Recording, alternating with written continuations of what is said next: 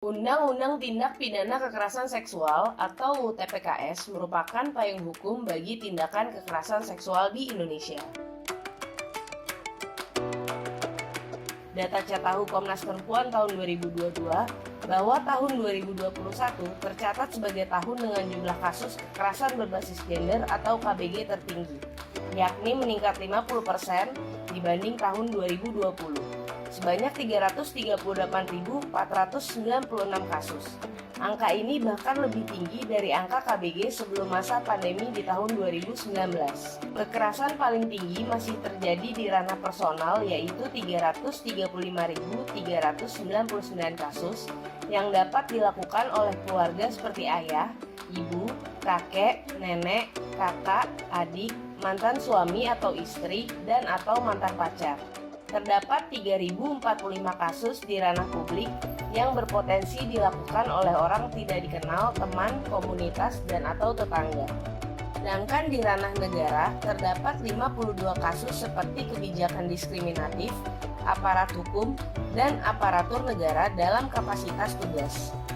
Bagaimana pandangan masyarakat terhadap UU TPKS dan pelaku kekerasan seksual? Bagaimana jika kamu mengenal pelaku kekerasan seksual? Mungkin saya akan mengingatkannya untuk mengakui dan meminta maaf atas kekerasan seksual yang telah dilakukannya kepada korban, serta saya akan menyuruhnya untuk bertanggung jawab. Bila saya punya teman mengenal seorang pelaku kekerasan seksual, saya otomatis nggak respect sih. Kayak ngelihat aja tuh udah sumpek gitu. So kayak takut banget loh gitu.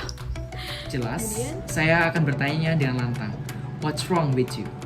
Coba posisikan, how jika seseorang di dekatmu, keluargamu, anak cucumu mendapati hal tersebut? Jika saya kenal dengan pelakunya, hey bro, don't do it. Mungkin cancel culture kali ya, kayak yang ada di Korea sama pelaku. Aku pukul dan aku laporin ke polisi. Apa hukuman yang tepat untuk pelaku kekerasan seksual?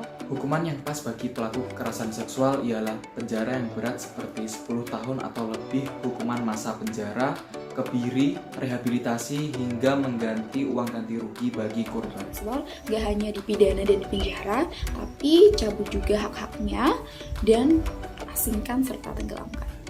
Selain hukuman-hukuman yang diatur dalam UU TPKS, saya ini menyarankan memberikan hukuman secara mental.